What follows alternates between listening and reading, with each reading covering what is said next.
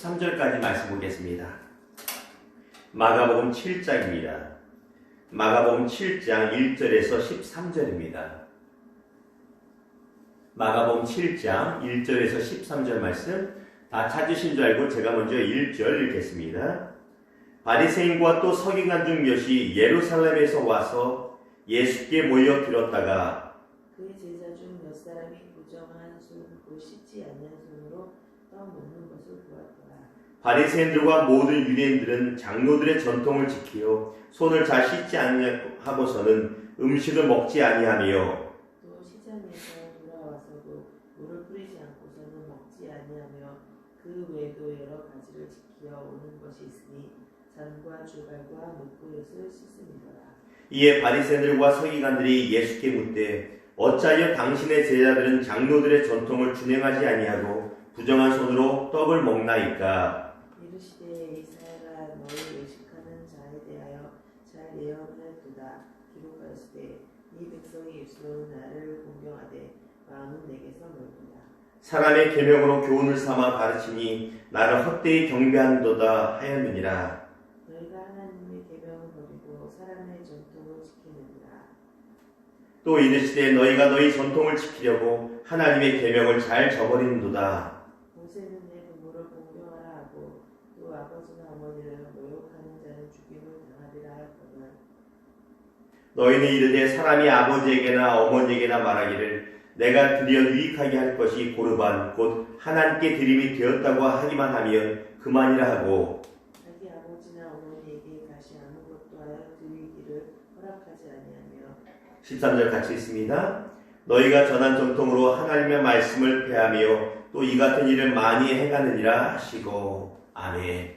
오늘 말씀을 가지고 나를 먼저 돌아보십시오 라는 주제와 제목으로 주님 주신 마음을 여러분과 나누기를 원합니다. 여러분 잘 아시는 영화 미션이라고 있습니다. 그 미션에 보면 마지막 장면부에 보면 이제 스페인 군대가 쳐들어오고요.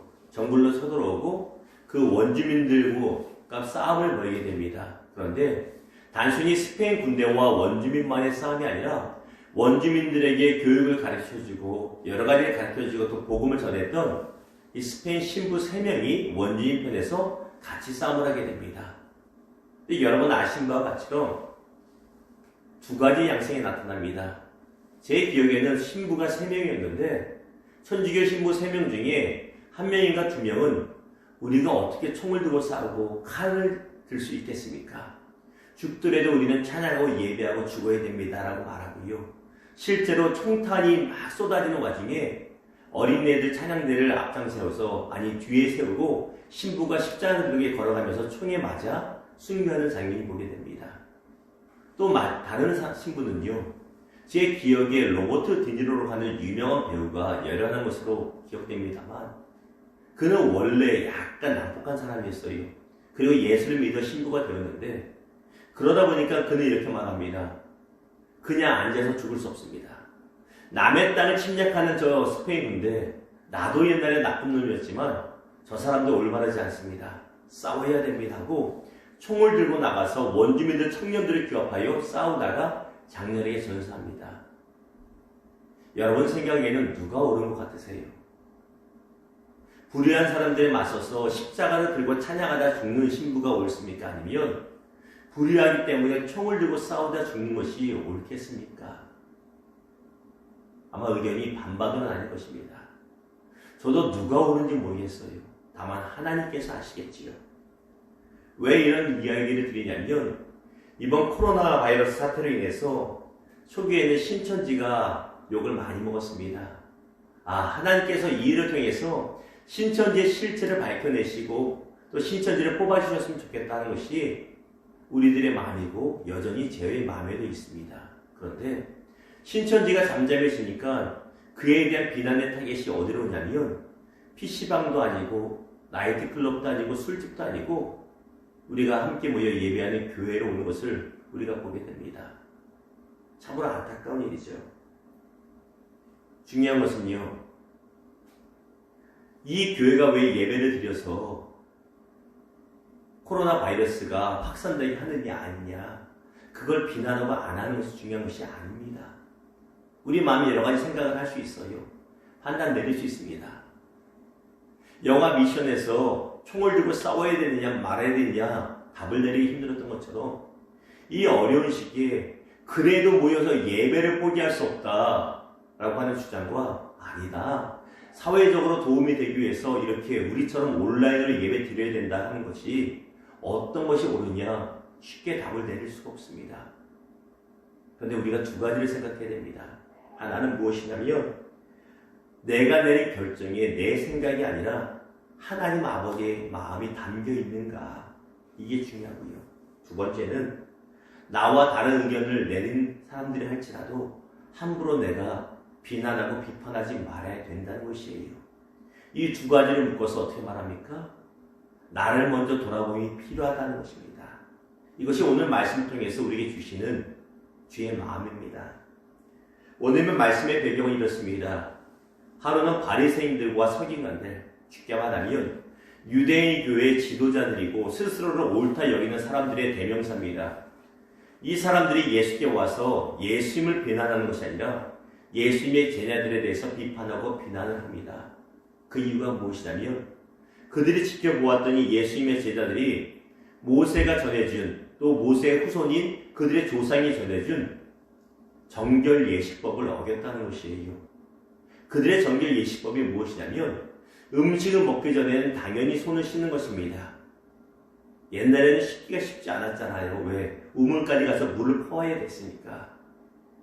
그러면 음식 먹기 전에 반드시 손을 씻어라. 이것이 정결 예식법이었고 그릇들도 잘 씻어야 됐고 밖에 나갔다면 뭐 어떻게 해라. 이것이 정결 예식법이었습니다. 그렇게 하기 전에는 밥도 먹을 수 없고 뭐도 할 수 없다는 것이 조항이 있었어요. 근데 제자들이 바쁘고 또 예수님과 함께 있다 보니까 그런 것을 지키지 않고 더러운 손으로 그냥 먹는 걸 보고 비판하는 마음이 들어서 비판을 하는 것입니다. 쉽게 예를 들면 이렇습니다. 저희 집도 그렇지만 밖에 나갔다면 다 물어보죠. 손 닦았어? 왜 이렇게 금방 닦어? 30도씩 닦아야지. 왜요? 그 사람을 위한 것도 있지만 그 사람이 손을 안 닦는 것에 대해서 나한테도 피해가 될까봐 그렇게 얘기를 합니다. 말씀을 전하는 목사도요. 지나다니다가 또 엘리베이터 안에서나 마스크를 안 쓴 분들을 보면요. 괜히 밉기도 하고요. 괜히 판단되는 마음이 있기도 해요. 아니 본인들만 생각해가지고 저렇게 마스크도 안 쓰고 다닌다고 마음이 괜히 불편하기도 합니다. 저뿐만 아니라 여러분도 마찬가지일 겁니다. 그런데 이런 정도가 아니라 유대인들에게 있어서는 음식 먹기 전에 손 닦는 것은요 훨씬 더 중요하게 여기는 문제였다는 거예요. 그러다 보니 마음이 불편해서 예수께 나와 제자들을 힐난하고 비난하는 것입니다. 그 비난을 듣고 예수께서 이렇게 말씀하시죠. 6절 2절에 보니까 이사야 선지자가 잘 말했구나. 외식하는 너희들아. 외식하는 신앙이 얼마나 나쁜 거고 잘못된 것인지 선지자의 말이 옳구나라고 말씀하십니다. 그러면서 고르반이라는 것을 지적하시죠. 이 고르반이 무엇이냐면 마땅히 성도로서 자신들의 부모에게 봉양해야 되는 어떤 음식이나 돈의 그 부분이 있잖아요. 그걸 드리기가 너무너무 아까워해서 그 부분을 하나님께 드려버렸다고 말하고 부모에게 주지 않는 거예요. 쉽게 말씀드리면 우리가 11조가 있습니다. 11조가 10,000원 있어요. 근데 부모님의 생활비와 용돈을 위해서도 10,000원도 드려야 됩니다. 그런데 부모님한테 10,000원을 드리지 않고 11조만 10,000원 드려놓고서 부모한테 이렇게 말합니다. 아버지한테 드렸어야 되는데 하나님한테 헌금 드렸어요. 그러니 원망하지도 마시고 서운해하지도 마세요. 그것이 바로 고르반인데 이 바리새인과 서기관들이 신앙이 좋다고 하나님 사랑한다고 말하면서도 부모에게 봉양하지도 못하는 외식적인 신앙을 가지고 있었다는 것이에요.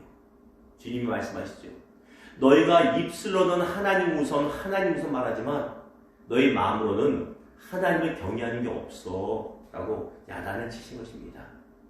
그들의 신앙의 두 가지 특징이 무엇입니까? 바로 그들의 행동과 결정에 하나님의 사랑하는 마음이 없습니다. 하나님의 마음이 들어있지 않아요. 사람의 전통은 중요시하지만 하나님의 계명은 멀리한다고 말씀드렸잖아요. 하나님의 계명을 다시 말하면 하나님의 마음이에요. 얘야, 네가 부모를 잘 섬겼으면 좋겠구나. 얘야, 네가 주변을 돌아봤으면 좋겠구나. 그렇게 말씀하시는데 그 마음이 없어요. 그래놓고서 내가 하고 싶은 일 하고 나서 나는 하나님을 잘 섬긴대요. 그들의 외식의 모습, 첫 번째 모습입니다.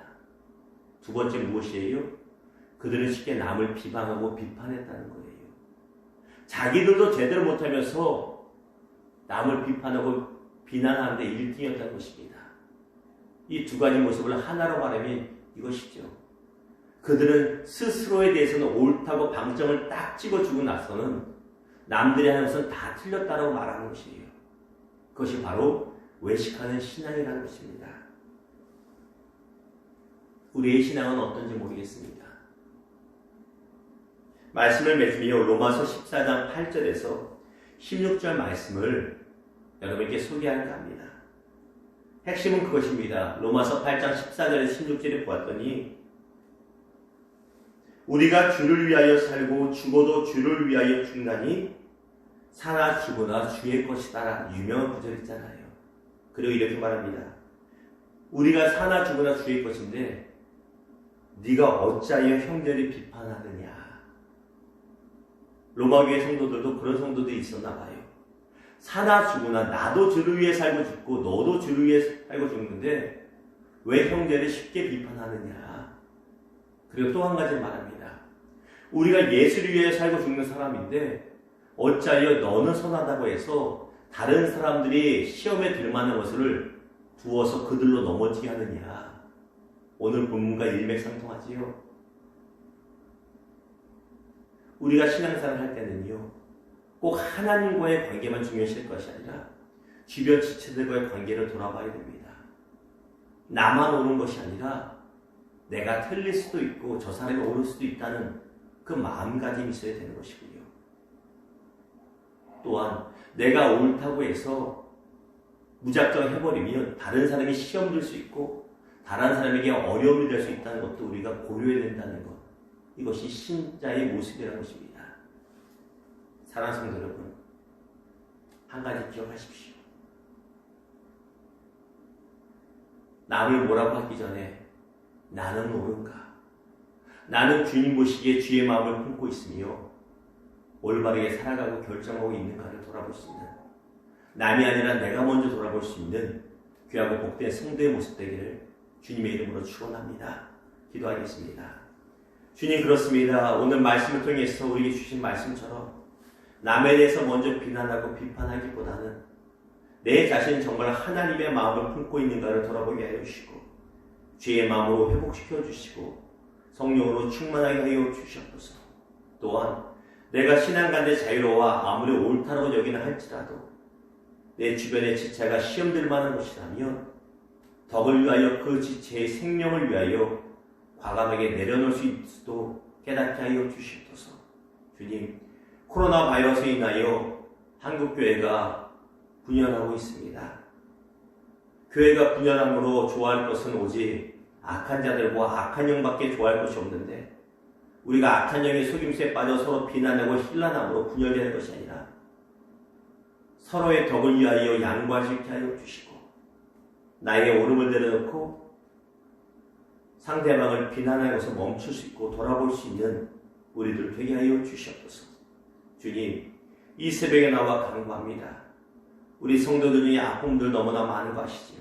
주여, 간구하니 암부터 모든 감기까지 사라지게 하여 주시고 그 마음의 질병을 깨끗하게 하여 주시고 깊은 상처, 외로움, 슬픔 주께서 어루만져 주시옵소서. 주밖에 없습니다.